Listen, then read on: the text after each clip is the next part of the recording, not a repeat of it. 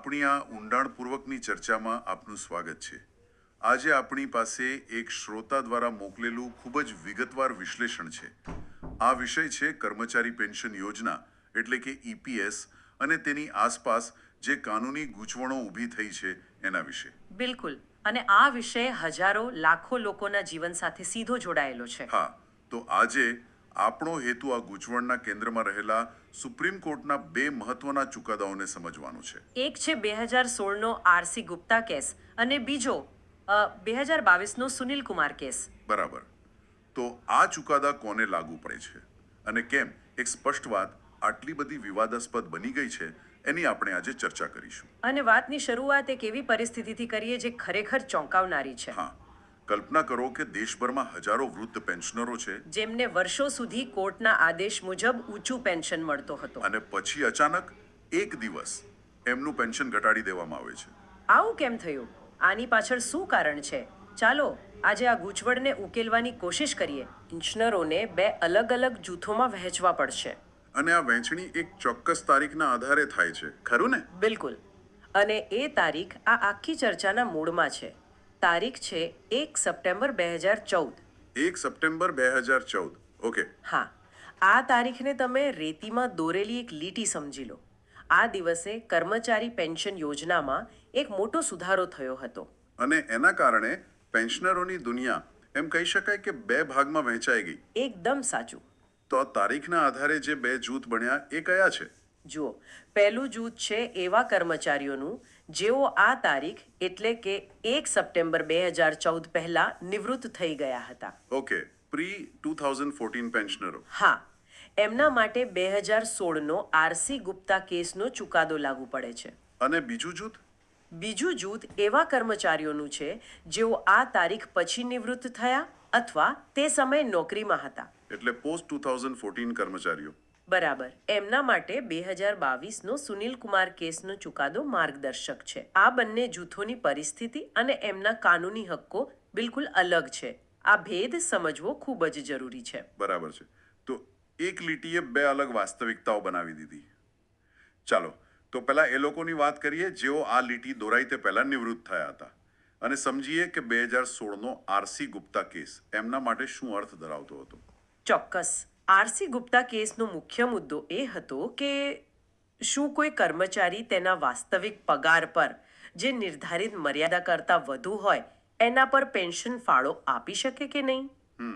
અને સુપ્રીમ કોર્ટનો ચુકાદો આ બાબતે એકદમ સ્પષ્ટ હતો. કોર્ટનું જે મુખ્ય તર્ક હતું જેને કાયદાકીય ભાષામાં રેશિયો ડિસિડેન્ડી કહે છે. એક મિનિટ, આ રેશિયો ડિસિડેન્ડી શું છે એને જરા સરળ શબ્દોમાં સમજાવશો? જરૂર. તમે કોઈ ઇમારત જુઓ તો એનો પાયો સૌથી મહત્વનો હોય છે ને. હા, જેના પર આખી ઇમારત ટકેલી હોય. બસ, રેશિયો ડિસિડેન્ડી એ કોર્ટના ચુકાદાનો એ જ પાયો છે. એ મુખ્ય સિદ્ધાંત જેના આધારે આખો નિર્ણય લેવાયો હોય. ઓકે, સમજાયું. અને આરસી ગુપ્તા કેસમાં એ પાયાનો સિદ્ધાંત એ હતો કે ઊંચા પગાર પર પેન્શનનો વિકલ્પ પસંદ કરવા માટે કોઈ કટ ઓફ તારીખ કે સમય મર્યાદા ન હતી. કોઈ સમય મર્યાદા નહોતી. મતલબ કે કર્મચારીઓ નિવૃત્તિ પછી પણ આ વિકલ્પ પસંદ કરી શકતા હતા. બિલકુલ. આનો અર્થ એ જ હતો. આ તો પેન્શનરો માટે બહુ મોટી રાહતની વાત કહેવાય. ખૂબ મોટી. કોર્ટે સ્પષ્ટ કહ્યું કે કોઈ અંતિમ તારીખ નથી. આ એક ઐતિહાસિક ચુકાદો હતો જેણે હજારો લોકો માટે ઊંચા પેન્શનનો દરવાજો ખોલી નાખ્યો. તો પછી શું થયું? ઈપીએફઓ એટલે કે કર્મચારી ભવિષ્ય નિધિ સંગઠન તેમણે આ ચુકાદાનો અમલ કર્યો? શરૂઆતમાં તો હા. અને આ અમલીકરણ ખૂબ જ વ્યવસ્થિત અને સત્તાવાર રીતે થયું હતું. હા, જે વિશ્લેષણ આપણી પાસે છે તે દર્શાવે છે કે આ કોઈ ઉતાવળિયો નિર્ણય નહોતો. 19 ડિસેમ્બર 2016ના રોજ ઈપીએફઓના સેન્ટ્રલ બોર્ડ ઓફ ટ્રસ્ટીઝ એટલે કે સીબીટીની 215મી બેઠક મળી. આ સીબીટીમાં કોણ હોય છે? એમાં સરકાર, કર્મચારીઓ અને માલિકો ત્રણેયના પ્રતિનિધિઓ હોય છે અને તેમણે સર્વસંમતિથી આ ચુકાદાને લાગુ કરવાની મંજૂરી આપી. ઓકે, તો ટોચના બોર્ડે મંજૂરી આપી દીધી.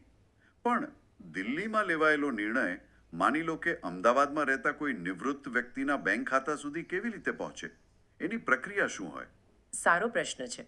બોર્ડની મંજૂરી પછી સરકારના શ્રમ મંત્રાલયે પણ આ નિર્ણયની જાહેરાત કરી અને પછી 23 માર્ચ 2017ના રોજ ઈપીએફઓ હેડક્વાર્ટર્સે દેશભરની તમામ પ્રાદેશિક કચેરીઓને એક પરિપત્ર એટલે કે સર્ક્યુલર મોકલ્યો. અને એમાં શું સૂચના હતી?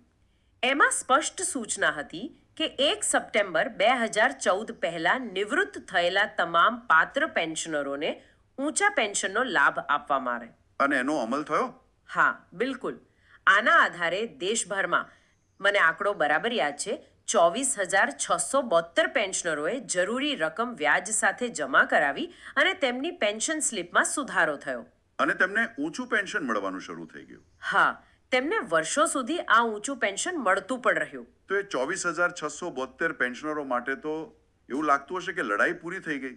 તેમની પાસે સુપ્રીમ કોર્ટનો આદેશ હતો, સુધારેલી પેન્શન સ્લીપ હતી અને થોડા સમય માટે શાંતિ હતી.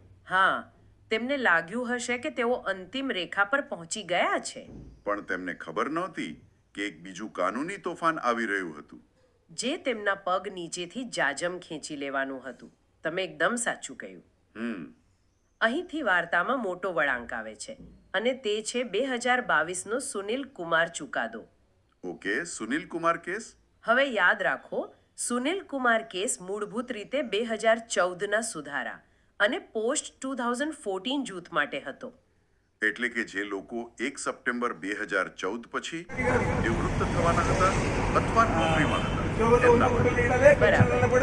તેને પ્રી 2014 જૂથ સાથે કોઈ લેવાનું નથી. પછી ગડબડ ક્યાં થઈ? ગડબડ એ થઈ કે આપણા હાથમાં જે વિશ્લેષણ છે તે મુજબ EPFOએ આ નવા ચુકાદાની કેટલીક જોગવાઈ, ખાસ કરીને પેરા 44B નું પૂરું અર્થઘટન કર્યું. પહેલા 44. હા, અને એ પૂરું અર્થઘટન કરીને તેને પ્રી 2014ના નિવૃત્ત થયેલા પેન્શનરો પર લાગુ કરવાનું શરૂ કર્યું. જેમના કેસનો નિકાલ આરસી ગુપ્તા ચુકાદાથી થઈ ચૂક્યો હતો તેમને ફરીથી આ નવા ચુકાદાના દાયરામાં લાવવામાં આવ્યા. આ પેરા 44 શું છે અને તેને પહેલાથી નિવૃત્ત થયેલા લોકો પર લાગુ શા માટે ખોટું છે? જો પેરા 44B એવા કર્મચારીઓ માટે હતો જેઓ 2014 પછી પણ નોકરીમાં હતો. તેમને ઊંચા પેન્શનનો વિકલ્પ પસંદ કરવા માટે એક છેલ્લી તક આપવા વિશે. હવે આ શરત એવા લોકો પર લાગુ કરવી જેઓ વર્ષો પહેલા નિવૃત્ત થઈ ચૂક્યા છે. એ તો એવું થયું કે કોઈ ગ્રેજ્યુએટ થયેલા વિદ્યાર્થીને ફરીથી યુનિવર્સિટીની પ્રવેશ પરીક્ષા આપવા માટે કહેવામાં આવે. બિલકુલ સાચું ઉદાહરણ છે. તે નિયમ તેમને લાગુ જ નથી પડતો. આ તો બહુ ગંભીર આરોપ છે કે EPFO જાણી જોઈને ચુકાદાનું ખોટું અર્થઘટન કરી રહ્યું છે. નિષ્પક્ષ રીતે વિચારીએ તો શું આની પાછળ કોઈ બીજું કારણ હોઈ શકે? કદાચ તેઓ પેન્શન ફંડ પર મોટા આર્થિક બોજને રોકવા માટે આવું કરી રહ્યા હોય. આ એક વાજબી દલીલ છે અને ઘણીવાર મોટી સંસ્થાઓ ભંડોળની સુરક્ષાનો મુદ્દો ઉઠાવતી જ હોય છે. હા. પણ આપણી પાસે જે સ્ત્રોત છે તે મુજબ EPFO અદાલતોમાં જે દલીલ કરી રહ્યું છે તે મુદ્દાથી ભટકાવનારી છે. શું દલીલ કરી રહ્યા છે? એમના વકીલો એવી દલીલ કરી રહ્યા છે કે આ પેન્શનરોએ નોકરી દરમિયાન વધુ PF અને ઓછું પેન્શનનો વિકલ્પ પસંદ કર્યો હતો. વધુ PF અને ઓછું પેન્શન. પણ શું આવો કોઈ વિકલ્પ ખરેખર અસ્તિત્વમાં હતો? મેં તો ક્યારેય સાંભળ્યો નથી. આ વિશ્લેષણના લેખક આ દલીલને કાલ્પનિક અને મનઘડંત ગણાવે છે. મનગઢંત. હા, તેમનું કહેવું છે કે EPF એક્ટ કે EPS સ્કીમમાં આવો કોઈ વિકલ્પ ક્યારેય હતો જ નહીં. આ માત્ર અદાલતોને ગેરમાર્ગે દોરવા માટે ઊભી કરાયેલી એક દલીલ છે. અને આના કારણે પેલા 24,672 લોકોનું શું થયું? એમનું પેન્શન અટકાવી દેવામાં આવ્યું. જેમણે પૈસા જમા કરાવ્યા હતા અને વર્ષો સુધી ઊંચું પેન્શન મેળવ્યું હતું, એમનું પેન્શન અચાનક ઘટાડી દેવાયું. અને આ બધું ત્યારે થયું જ્યારે EPFO પાસે હજુ પણ તેમના દ્વારા જમા કરાવેલી કરોડો રૂપિયાની રકમ પડી હતી. બરાબર. અને આના કારણે ફરીથી કોર્ટ કેસનો લાંબો દોર શરૂ થયો. અહીં એક મૂળભૂત પ્રશ્ન મારા મગજમાં આવે છે. જો EPFO આજે દલીલ કરે છે કે આ લોકોએ નોકરી દરમિયાન વિકલ્પ પસંદ નહોતો કર્યો, તો એ સમયે લોકોએ કેમ ન કર્યો? શું તેઓ નહોતા ઈચ્છતા? અહીં જ આખી વાતનો સૌથી મોટો વિરોધાભાસ છુપાયેલો છે. શું છે? આ દસ્તાવેજો સ્પષ્ટપણે કહે છે કે કર્મચારીઓએ વિકલ્પ પસંદ ન કર્યો એવું નથી, પરંતુ EPFOએ પોતે જ તેમને તેમ કરતા અટકાવ્યા હતા. શું? એક મિનિટ, આ ફરીથી કહો. જે સંસ્થા પેન્શનનું સંચાલન કરવા માટે જવાબદાર છે તેણે પહેલા ઊંચા પેન્શનનો દરવાજો બંધ કરી દીધો? હા. અને પછી વર્ષો પછી એ જ સંસ્થા ફરીને કર્મચારીઓને પૂછે છે કે તમે એ દરવાજામાંથી કેમ ન પ્રવેશ્યા. આ તો સીધો વિરોધાભાસ લાગે છે. બરાબર, તમે આ મુદ્દાને યોગ્ય રીતે પકડ્યો છે. આ વિશ્લેષણમાં એક ચોક્કસ પરિપત્રનો ઉલ્લેખ છે જેની તારીખ છે 1 ડિસેમ્બર 2004. 2004નો પરિપત્ર. હા, આ પરિપત્ર દ્વારા ઈપીએફઓએ ઊંચા પેન્શનનો વિકલ્પ પસંદ કરવા માટે એક મનસ્વી કટ ઓફ તારીખ નક્કી કરી દીધી હતી. ઓ, તેના કારણે જે કર્મચારીઓ ઊંચા પગાર પર યોગદાન આપવા માંગતા હતા તેમના માટે વિકલ્પ પસંદ કરવાની બારી જ બંધ થઈ ગઈ હતી. આ તો બહુ મોટી વાત છે. મતલબ કે જે ભૂલ ઈપીએફઓની વહીવટી પ્રક્રિયાની હતી એનો દોષ કર્મચારીઓ પર ઢોળવામાં આવી રહ્યો છે.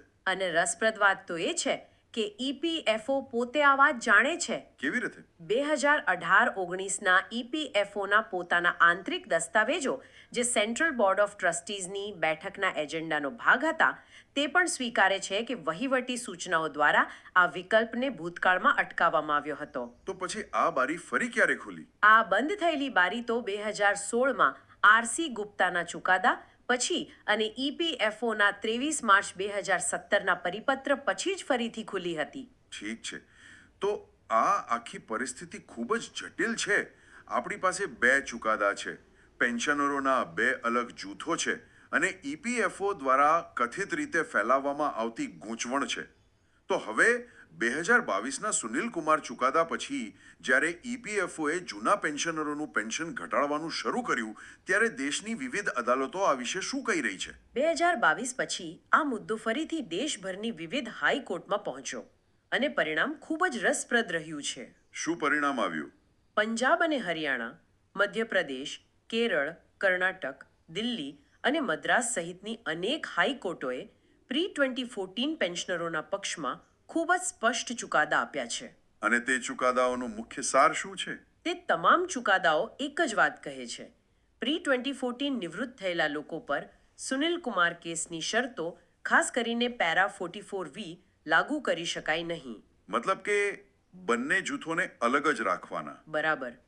તેમણે ઈપીએફઓને સ્પષ્ટ નિર્દેશ આપ્યો છે કે આ જૂથ માટે ફક્ત ને ફક્ત આરસી ગુપ્તા ચુકાદાનું પાલન કરવામાં આવે. અને ઈપીએફઓએ માન્યું? આપણા સ્ત્રોતમાં આવા 1 ડઝનથી વધુ કેસની યાદી છે જેમાં હાઈકોર્ટે પેન્શનરોના પક્ષમાં ચુકાદો આપ્યો છે અને ઈપીએફઓને ઊંચું પેન્શન ફરી શરૂ કરવાનો આદેશ આપ્યો છે. આ ઉપરાંત આ વિશ્લેષણમાં કેટલાક મહત્વપૂર્ણ કાનૂની સિદ્ધાંતોનો પણ ઉલ્લેખ છે. હા, 2 સિદ્ધાંતો ખૂબ જ મહત્વના છે. પહેલો છે પ્રોમિસરી એસ્ટોપલ. પ્રોમિસરી એસ્ટ્રોપેલ. આ થોડો અઘરો શબ્દ છે. એનો સરળ અર્થ શું થાય? એનો સાદો અર્થ છે વચન પાળવાની જવાબદારી.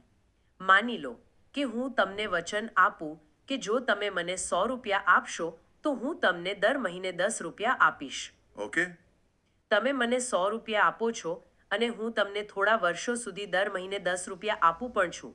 પછી અચાનક હું કહું કે હવે હું નહીં આપું. તો હું કહીશ કે તમે વચન તોડ્યું. બસ, પ્રોમિસરી એસ્ટ્રોપેલનો સિદ્ધાંત એ જ કહે છે કે તમે મારા વચન પર ભરોસો કરીને કામ કર્યું તેથી હું મારા વચનથી ફરી ન શકું. અહીં ઈપીએફઓએ પેન્શનરો પાસેથી પૈસા સ્વીકાર્યા, ગણતરી કરી અને વર્ષો સુધી ઊંચું પેન્શન ચૂકવ્યું. હવે તે અચાનક પાછું ફરી શકે નહીં. બરાબર છે. અને બીજો સિદ્ધાંત કયો છે? બીજો સિદ્ધાંત છે વિકેરિયસ લાયબિલિટી. આનો અર્થ શું? આનો અર્થ છે એકના કામ માટે બીજાની જવાબદારી. જેમ કે જો કોઈ કંપનીનો કર્મચારી ભૂલ કરે તો તે કંપની જવાબદાર ગણાય. અહીં ઈપીએફઓના પોતાના 2006ના એક પરિપત્ર મુજબ જો કોઈ કારણોસર એમ્પ્લોયર અને કર્મચારી બંને તરફથી ઊંચા પગાર પર યોગદાન સ્વીકારવામાં આવ્યું હોય તો તેની જવાબદારી વિભાગની બને છે. તે એમ કહીને હાથ ઊંચા ન કરી શકે કે તે તેમની ભૂલ નથી. તો આ આખી લાંબી અને જટિલ ચર્ચાનો સાર શું નીકળે છે? મને તો એવું લાગે છે કે અહીં એક સ્પષ્ટ ભેદરેખા છે જેને વારંવાર મૂસી નાખવાનો પ્રયાસ થઈ રહ્યો છે. હા, બિલકુલ. આરસી ગુપ્તાનો ચુકાદો એ લોકો માટે છે જો 1 સપ્ટેમ્બર 2014 પહેલા નિવૃત્ત થયા હતા. સાચું. અને સુનિલ કુમારનો ચુકાદો એ લોકો માટે છે જેઓ તે તારીખ પછી નોકરીમાં હતા. વર્તમાન કાનૂની લડાઈઓનું મૂળ કારણ એ જ છે કે ઈપીએફઓ આ બંનેને ભેળવી રહ્યું છે. એકદમ સાચું કહ્યું. આ સ્ત્રોતનો કેન્દ્રીય તર્ક એ જ છે. આ બે સંપૂર્ણપણે અલગ અલગ જૂથો છે અને તેમના પર બે અલગ અલગ ચુકાદાઓ લાગુ પડે છે. અને એકના નિયમો બીજા પર લાગુ ન કરી શકાય. બિલકુલ. એક જૂથના નિયમો અને શરતો બીજા જૂથ પર લાગુ કરવો એ કાયદાકીય રીતે ખોટું છે. આરસી ગુપ્તા ચુકાદાનો અમલ થઈ ચૂક્યો હતો. હજારો લોકોને તેમનો હક મળી રહ્યો હતો અને તેને પાછળથી આવેલા બીજા કેસના ખોટા અર્થઘટન હેઠળ પાછો ખેંચી શકાય નહીં. આ માત્ર કાયદાનો નહીં પણ ન્યાયના મૂળભૂત સિદ્ધાંતોનો પણ સવાલ છે. આપણે આજે જે વિશ્લેષણ પર ચર્ચા કરી તે ખાસ કરીને વકીલોને તેમના કેસમાં દલીલ કરવા માટે તૈયાર કરવામાં આવ્યું છે. અને આ એક વિચારવા જેવી વાત છે. શું? જ્યારે મોટી સરકારી સંસ્થાઓ અને સામાન્ય નાગરિકો વચ્ચે આવી જટિલ કાનૂની લડાઈઓ થાય છે ત્યારે માહિતીની સ્પષ્ટતા અને તેનો યોગ્ય વિશ્લેષણ કેટલો નિર્ણાયક બની જાય છે. ન્યાયની પ્રક્રિયા ઘણીવાર માહિતી અને સંસાધનોની લડાઈ બની જાય છે.